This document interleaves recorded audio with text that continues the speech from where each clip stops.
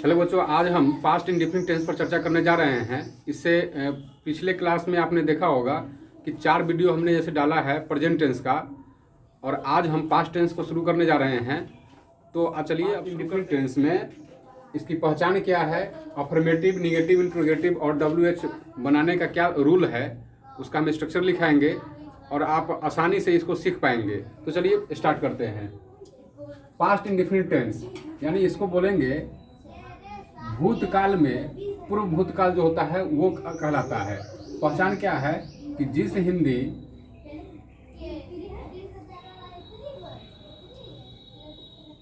क्रिया के अंत में या ये अथवा था, थे, थी लगा हो उसे पास्ट इंडेफिनिट टेंस के नाम से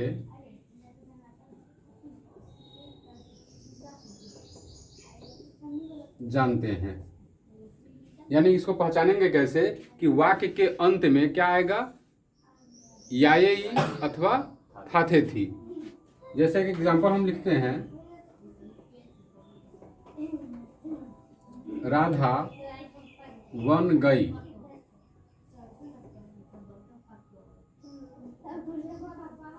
वह मेला गया, बच्चे स्कूल गए थे।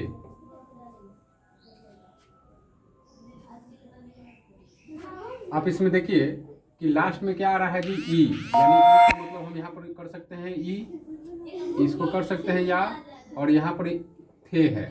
मतलब कि वाक्य के अंत में क्या होना चाहिए, या ई होना चाहिए, और या ई के बाद क्या होना चाहिए, था, थे, थी होना चाहिए। तो हम इसको पहचानेंगे कि पास्ट इंडेफिनिट टेंस का वाक्य। अब इसको हम बनाएंगे कैसे, तो राधा को तो राधा हम लिख देंगे। अब यहाँ पर आता है, ये सब्जेक्ट है और ये है वर्ब, जाना, गई, जाना वर्ब हो गया, और ये आपका ऑब्जेक्ट है। तो सब्जेक्ट लिखने के बाद हमको वर्ब लिखना है और इसके बाद ऑब्जेक्ट लिखना है। तो अब हम चलते हैं अफर्मेटिव का स्ट्रक्चर देखेंगे, इसके बाद हम ये इस अनुवाद को इंग्लिश में ट्रांसलेट करेंगे।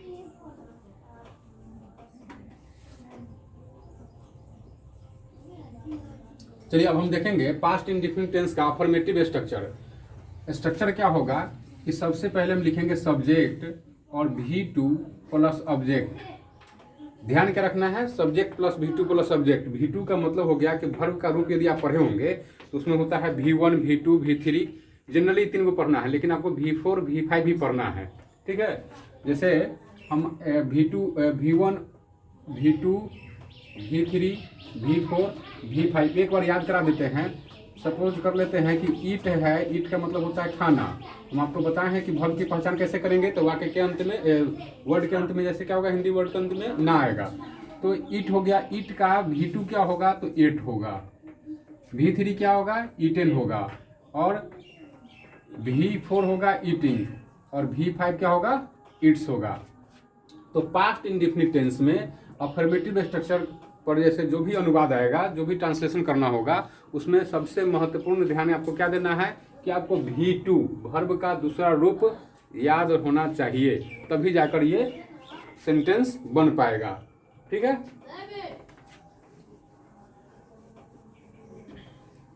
चलिए अब हम लिखते हैं, राम अकेले गया। अब देखिए यहाँ पर हम 2 सेंटेंस लिख रहे हैं।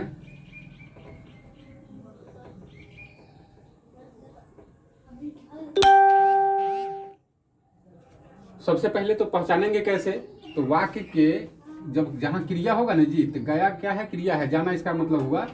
तो इसी के अंत में या होगा, या के बाद था, थे, थी होगा। तो हम पहचान जाएंगे कि पास्ट इंडेफिनिट टेंस का वाक्य है। अब याद रखिए, राम अकेले गया, तो ये पास्ट इंडेफिनिट का है। जैसे ही है लग जाएगा तो ये फिर चला जाएगा इसमें प्रेजेंट का परफेक्ट टेंस में।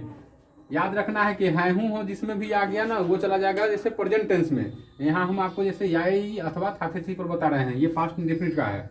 और अफर्मेटिव का स्ट्रक्चर क्या हुआ, subject plus V two plus object होगा।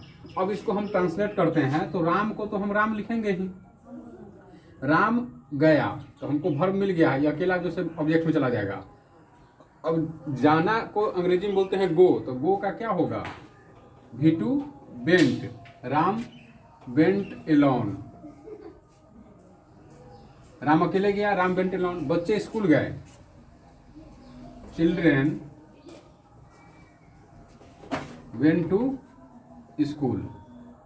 अब इस दोनों वाक्य में देखिए कि वर्ब का दूसरा रूप का प्रयोग, वर्ब का दूसरा रूप का प्रयोग किए हैं। बस इसमें सिंपली आपको कुछ विशेष नहीं करना है, ई जा रहे में वाज वेयर हैज हैव कभी नहीं लगाना है, केवल वाक्य को पहचानना है कि याई में है या नहीं, या याई के बाद थाथी में है कि नहीं। इसके बाद हम वर्ब का दूसरा रूप का प्रयोग करेंगे और सिंपली अफर्मेटिव सेंटेंस बन के तैयार होगा। अब देखिए यहाँ पर लिखा है कि राम अकेले गया।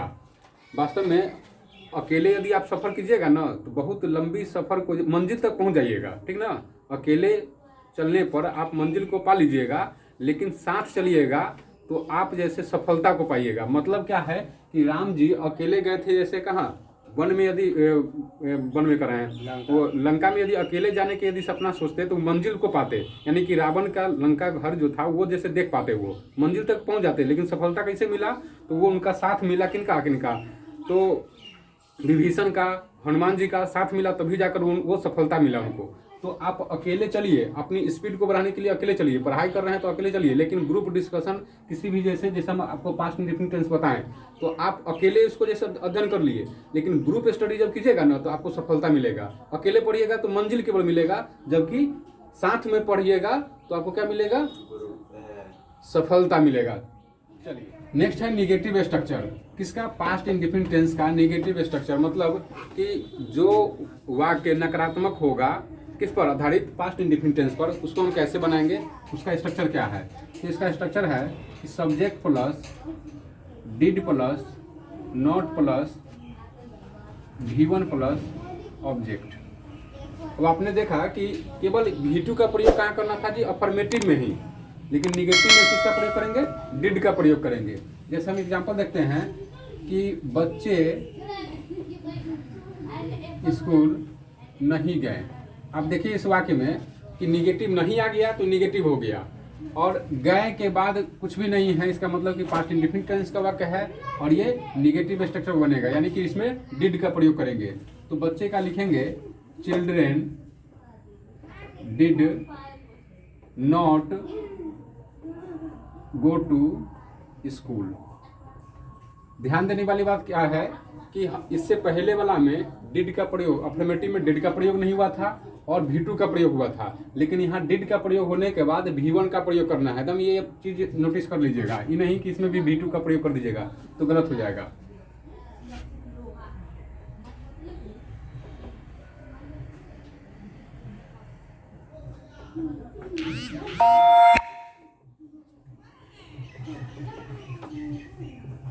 चलिए अब इसको देखते हैं। हम लोग आम नहीं खाए थे तो हम लोग को तो लिखेंगे बी और लिखेंगे डिड नॉट ईट मैंगो, या मैंगोज कर दीजिए, ये हटा दीजिए, we did not eat mangoes, क्योंकि हम लोग हैं इसलिए मैंगोज कर दिए हैं। अब एक इसमें खास जो ध्यान देने वाली बात है उसको देखा जाए। इसका दूसरा कैसे बनेगा कि बी, यदि आप डिडंट का प्रयोग करेंगे तो बी डिडंट ईट मैंगोज। अब ध्यान दीजिए यहाँ पर, यहाँ हमने क्या लिखा कि we did not eat mangoes, और यहाँ हमने क्या लिखा, बी डिडंट ईट मैंगोज। जब इसका इंट्रोगेटिव बताएंगे तब वहां पर आपको समझ में आएगा कि डिड के तुरंत बाद नॉट नहीं आता है, इसमें इंट्रोगेटिव में। अभी हम आपको बताएं कि यहाँ पर आप डिडंट का भी प्रयोग कर सकते हैं, we didn't eat mangoes, we did not eat mangoes. Didn't को यदि तोड़ा जाए तो डिड प्लस नॉट होगा ना जी, तो ये तो यहाँ पर जैसे ठीक है, लेकिन इंट्रोगेटिव में थोड़ा चेंज हो जाता है। चलिए जब इंट्रोगेटिव शुरू करते हैं तो आपको समझ में। चलिए अब देखते हैं हम इंट्रोगेटिव स्ट्रक्चर।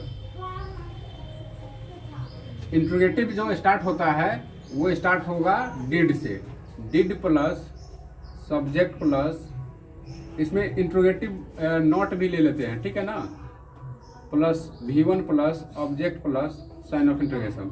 अब ऐसा नहीं कि फिर हम इंट्रोगेटिव प्लस निगेटिव बताएं, हम इसी में आपको जैसे इसको बता देते हैं। चलिए एक एग्जांपल लेते हैं। क्या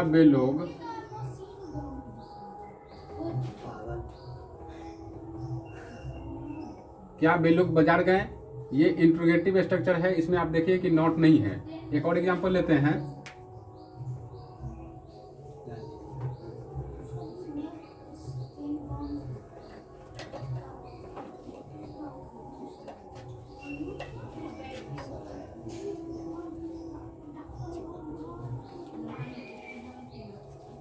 क्या किसान खेत नहीं जोते थे। अब देखिए इसमें देखिए यहाँ पर क्या वे लोग बाजार गए, तो इसका हम क्या बनाएंगे कि डिड का स्ट्रक्चर। तो इसमें एक चीज जैसे बहुत आसान है कि किसी भी प्रोनाउन के साथ आपको डिड ही का प्रयोग करना है। और अन्य जैसे टेंस में आपने पढ़ा कि यदि हैज हैव है तो हैज किसके साथ लगाएं, हैव किसके साथ लगाएं, सिंगुलर है सब्जेक्ट तो उसमें हैज लगाएंगे, फिर प्लूरल है तो हैव लगाएंगे। लेकिन यहाँ क्या है कि सबके साथ डिड, समदर का जैसे लगाएंगे हम डिड, क्या लगाएंगे जैसे डिड। तो डिड के बाद हम यहाँ पर सब्जेक्ट लिखेंगे डिड दे। अब इस बाद गए का अंग्रेजी क्या होगा जी, जाना, जाना का हो गया गो, और गो का V2 लगाए दे इसमें नहीं, यहाँ V1 का प्रयोग करना है। Did they go to market, ये आपका बनके तैयार हो गया। अब इसको देखते हैं, फिर डिड का प्रयोग करेंगे। डिड द फार्मर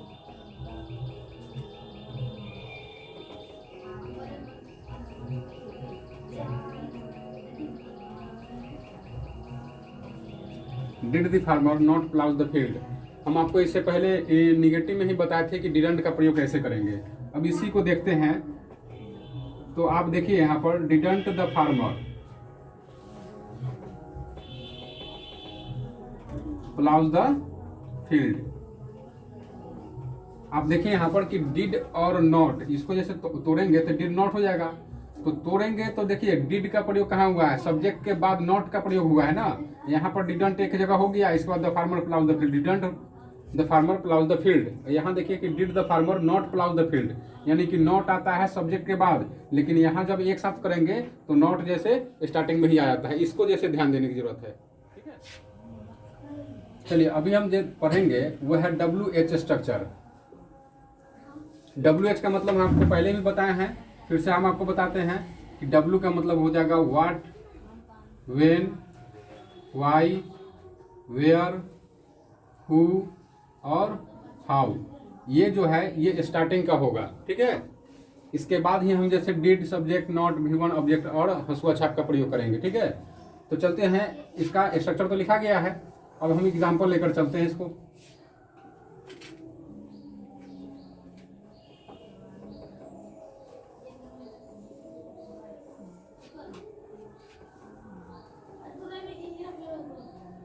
चलिए, वह बाजार क्यों गई थी। अब इसमें देखिए हमने आपको बताया कि पहचानने का नियम क्या है कि वाक्य के अंत में जो क्रिया होगा उसमें लगा होगा याई अथवा थाथे थी। तो यहाँ लगा हुआ है याई और थाथे थी, तो हम पहचानेंगे कि पास्ट इंडेफिनिट टेंस का है। और सबसे बड़ी बात कि जो WH का पहचानने का क्या है कि क्वेश्चनात्मक जो प्रश्न वाला जो वर्ड होता है वो बीच में लगता है, और क्या जो रहता है वो स्टार्टिंग में रहता है तो इंट्रोगेटिव कहलाता है। लेकिन इसके अंदर इस सेंटेंस में बीच में यदि यहाँ पर क्या लगा रहेगा तब भी ये क्या हो जाएगा, WH का ही सेंटेंस होगा। चलिए, तो सबसे पहले हम क्यों का अंग्रेजी लिखेंगे, ठीक है। यानी व्हाट, व्हेन, व्हाई, वेयर, ये जो है ना इसमें का हिंदी यहाँ पर रहेगा, तो उसी का अंग्रेजी हम सबसे पहले लिखेंगे। तो क्यों का अंग्रेजी हम लिख लिए हैं। अब इसके बाद हमको प्रयोग करना है डिड का, तो डिड भी प्रयोग कर लिए। अब हमको कह रहा है कि सब्जेक्ट प्रयोग कीजिए, तो इसमें सब्जेक्ट कौन है, वह जो है लड़की है, इसलिए हम यहाँ पर प्रयोग करेंगे सी का, वाई डिड सी। अब देखिए कि निगेटिव नॉट की जरूरत नहीं है, तो नॉट को छोड़ देते हैं, हम V1 को पढ़ते हैं। तो यहाँ पर हो जाएगा गो, वाई डिड सी गो, और कहाँ गई जी, मार्केट। और इसके बाद हंसुआ छाप लगा दीजिए, why did she go to market. ये आपका सेंटेंस बन के तैयार हो गया। एक और एग्जाम्पल लेते हैं।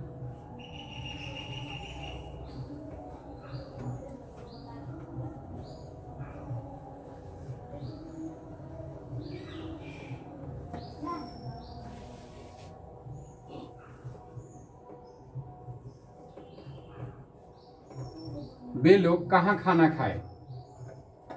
तो कहाँ का अंग्रेजी हम लिखेंगे सबसे पहले वेयर, फिर डिड का प्रयोग करेंगे, इसके बाद दे का प्रयोग करेंगे, where did they eat food. चलिए इसमें कोई दिक्कत है?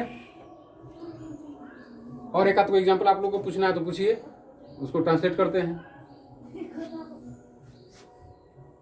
सेंटेंस होना चाहिए इसी प्रकार का कि बीच में आपसे क्यों, कहाँ, कब, कैसे का जैसे सेंटेंस होना चाहिए। वे लोग कहाँ गए थे। एक निगेटिव बोलिए। निगेटिव। वे लोग कहाँ नहीं गए थे। निगेटिव स्ट्रक्चर का। हाँ, वे लोग घर क्यों नहीं गए थे। चलिए पास्ट इंडिफिनिट का ही है, डब्ल्यू स्ट्रक्चर पर इसको हम बनाएंगे। सबसे पहले क्यों का अंग्रेजी लिखेंगे तो लिखेंगे वाई, इसके बाद जैसे आंख बंद करके डिड का प्रयोग कर सकते हैं, ठीक है। अब इसके बाद सब्जेक्ट लिखिए, तो why did they not go to house. ध्यान रखिएगा यहाँ टू हाउस की है, डायरेक्ट यदि आप लिखेंगे तो लिखिएगा गो होम, ठीक है, टू होम नहीं लिखेगा। Y did they not go home या गो टू हाउस, और क्वेश्चन मार्क लगा दीजिए। चलिए इस प्रकार से पास्ट इंडिफिनिट टेंस समाप्त होता है और अगली कड़ी में हम पढ़ेंगे पास्ट इम्परफेक्ट टेंस के बारे में, ठीक है।